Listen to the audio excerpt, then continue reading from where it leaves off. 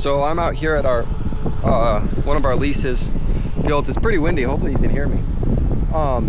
And it's pretty wet down here. This was flooded, and we're not going to irrigate it. We're basically going to dry land it. And Adrian says it's getting too wet and it's kind of clumping up and stuff. So, and this field's 240 acres, so it's a big field here. But I don't know if you can even see the end of it. This goes on forever. Perfect square. He should hit the Reuben 12, and then once Ryland's done planting, he'll bring the drill over here, drop it off, and then we'll grab the Reuben 10, and it'll be the second pass on this field, and then we'll roll it and plant it. So we're kind of waiting on it to dry out a little bit, but he's going to try to start on the other side of the field and see if it's drier and work back to where he is right now, basically. So we're having a little bit of problems with the disc down there at the lower lake field, the Hensel field. It's just, there isn't very much stuff to press off of for it to cut. It's just so soft. So I have this Lemken Karat that, I mean, it's been sitting for probably a year plus. I haven't used it and haven't needed to use it. And I think I'm gonna give it a shot. Adrian just showed up, so he's gonna get back in here. And we got the tire in the air. See if we can get it back on. It should be no problem.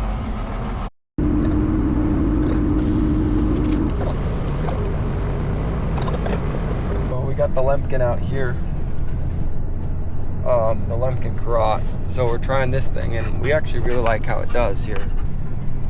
But it's basically got rippers, cultivators. We can run it about 8 miles an hour, so that does help, but it's doing a pretty good job. I think it's doing better than the disc. So we're gonna run it. I need to go pick up a spud truck down at Circle C, and I need to ride down there, but I think I'm gonna just drive the old log truck down here. It hasn't ran in probably a year. Okay, new plan. Log truck I think is too low on diesel. That it started sucking some air. I don't want to go get diesel and then have to prime the injection pump and do the whole ordeal. I think it must have leaked out. There must be a leak. So it only ran for a little bit, what was in the lines, and just died. So it's time. Nothing like a 8B92, right? Also likes a little starting fluid. But I'm not going to give it to her unless she really needs it.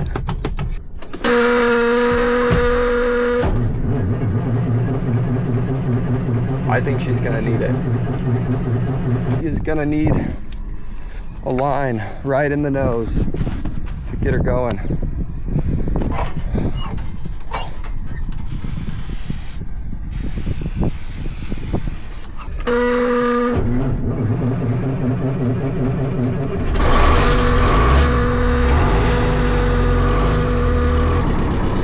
Definitely a bird's nest in that other pipe, or still is, so you're gonna have to watch for it catching on fire. Or get in, Luna. You got it, come on, get in. There you go.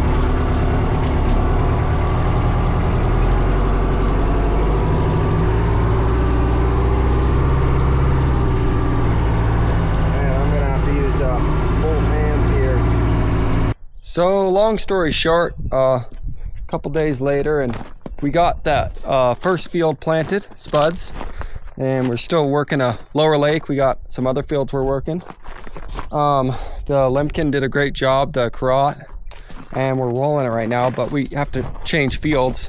And I got the potato elevator over here, and all these lift jacks were completely just broke off. Like, whoever fixed this thing before didn't really fix it. So I'm gonna quickly just fix this setup so these won't break off, and we can actually adjust it. Got that thing fixed. Just a really simple fix here. Just got it welded on there. Put little risers, lowered it so the jacks don't have to be as long, and it's good to go. So today we're gonna start planting the Hensel piece down here. It's all right. We're not aiming for that good or perfect on this field, just because what we're trying to do with it. It's more a holding pattern for row crop specialty potatoes. And it'll be interesting to see, because this half, I tried using the big Reuben 12 disc, and this field is so soft that it was just pushing that you could barely have it in the ground or it'd push. So I then changed over to this Karat, I think this is a 9 that we have, and basically put it in the ground maybe like, I'm trying to think, maybe 6 inches or so with the sweeps. I mean, maybe more than that, maybe 8 inches, and just kind of undercut everything. There's a lot of quack grass in this thing, and over here, this side was with the disc, and then about 2/3 of it was with this. I think this thing is going to do a really good job at getting the quack grass ripped out of there and not coming back, while this side with the disc, you couldn't get it deep enough to actually undercut or it'd push, so you weren't really doing much. So it'll be interesting to see, but either way, we got it rolled. It'll be good enough for what we're trying to do. I got to hook up the drill to the 8360. Adrian is over there running the roller right now. So he just got done rototilling up at the home place. So he's coming down to help me down here for a little bit till we got to start rototilling again on Monday. Have to move the hydraulic remotes or all the lines out of the way. And there was just something about backing up and lining up perfect the first time. Just fantastic. Just fold her out.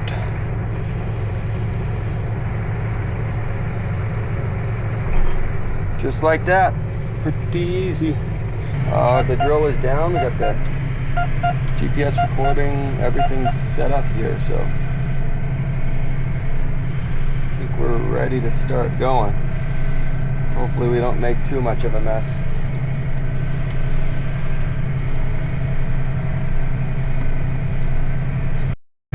As you can tell, you can really see what's going on back there. So you know if anything happens instantly because you can see so well. Okay, so now we're going this way. Once you start going faster, front tires throw up dust. You almost can't see in front of you. And like before, you can't see behind. But right now we're going like 8.2. It's not as, with this grass and stuff, it's not as smooth. But we're only doing a 30 acres an hour, it looks like, which is nothing compared to an air seeder, a big fat air seeder, but it does pretty good for this. This thing is just so agile, and you can turn so easily. It's just a very precision drill. I'll show you when I turn how you turn, and it just, you can turn it like literally pivot it right in the center. So, but yeah, so basically I'll look at the inside tire, whichever direction I'm turning, go like this. I'll just start turning,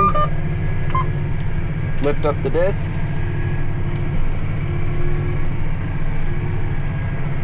and I just kind of watch for it to stop moving.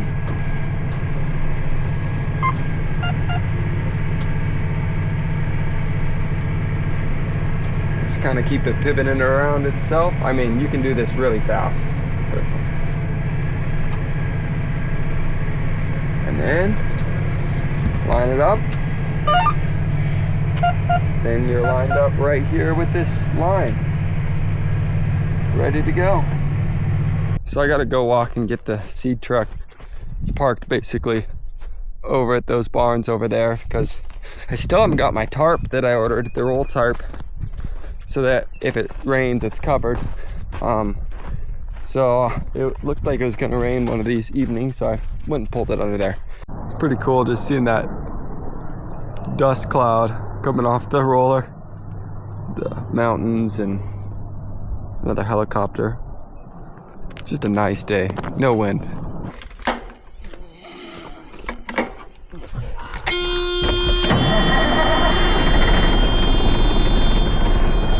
Snake.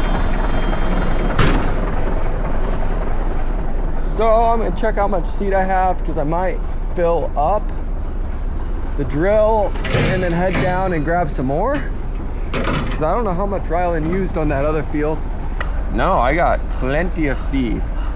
Hopefully I could use a lot of it today and then go down and grab some more, but I don't think it's gonna happen.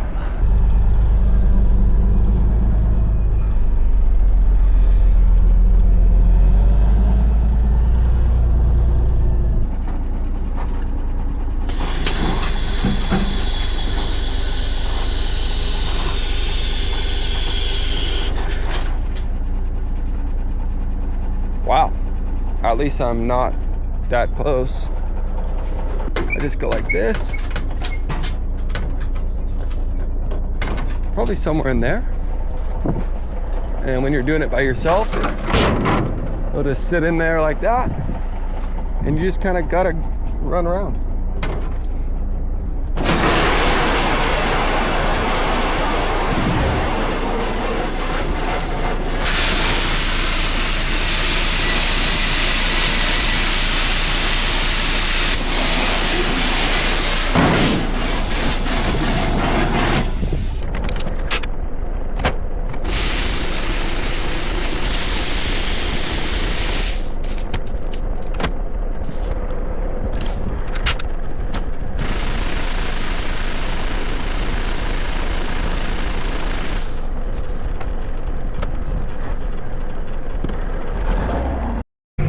So we can kind of see for a little bit. This place is so crazy. You can see how wet it is still, but yet it is so dusty. Like the moisture is right there.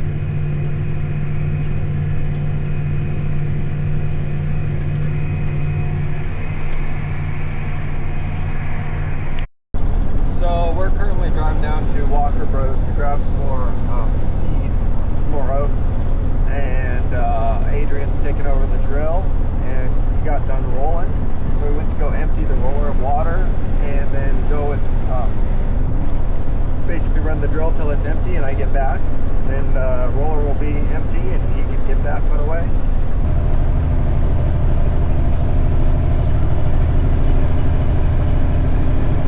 I got the truck refilled here, and it's windy down here. Adrian was running the tractor. I'm gonna help him fill up here. We got the Hensel piece planted, and now we're over to this Liskey field, which is basically weeds and stubble, and Adrian's going, so you can see how this Karot 9 is doing here. It's doing a pretty good job.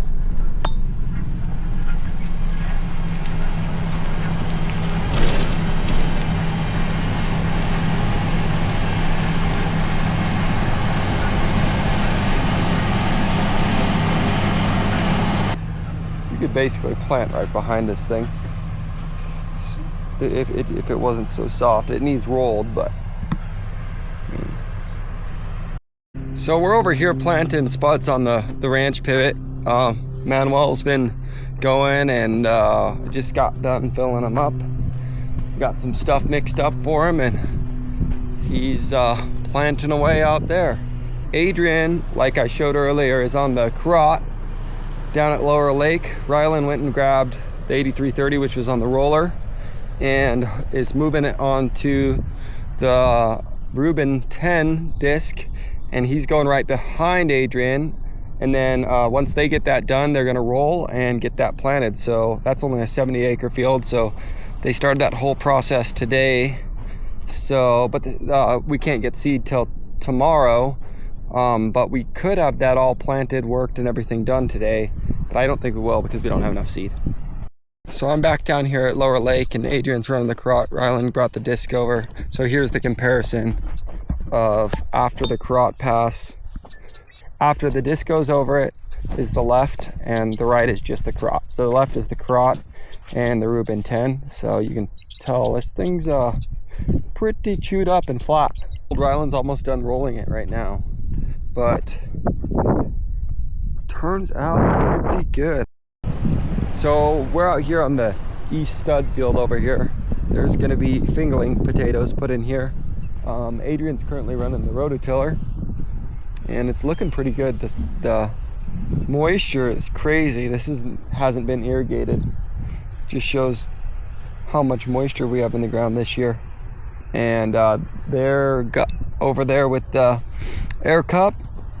The fingerling crew is, so they're getting everything filled up and ready to start planting over here. So he's just gonna barely stay ahead of them so that it doesn't dry out too quick, and only rototill as much as they can plant in that day. So I'm back over here at our russet planting location. Manuel's still going over here, and this truck's basically empty. I gotta go get the final truck, and we should be done with russets for this year. So I'm gonna drive the Army truck down here that I'll then grab, I think, the Wong truck's down there that is full of potatoes. So the old, call it the Desert Storm Army truck. It's great. Probably the most offensive sounding potato truck around. See if we can get a nice sound clip of it.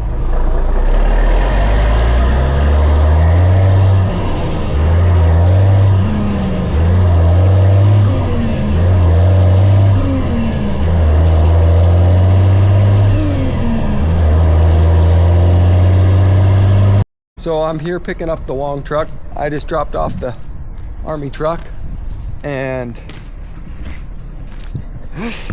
when the guys that were cutting seed parked it, I mean, they were, I'd say, a little bit close here, or maybe like dead on. It's got like no seed in it. Well, I better figure out to make sure they aren't gonna cut anymore. So I'm currently driving back from Lower Lake. I'm driving the 8330 with the Rubin 10 on it back. And then Ryland's in front of me a little ways with the drill and the 8360. So we're done down here. And I was gonna go get that potato truck, but it wasn't cut the seed yet. So I had Ryland come pick me up, and we're just shuttling things because we have one last field that we always forget about. It was the first field I tried to get into where the 8360 got stuck. So we still got to make it back out there to plant grain. And I kind of forgot seed-wise about it too. So we are maybe a little bit short. I might have to get some more seed because I only told the place I get seed from that I needed 45,000 pounds of the oats, but I needed more, so I might be like 5,000 pounds short or something. So we'll have to see.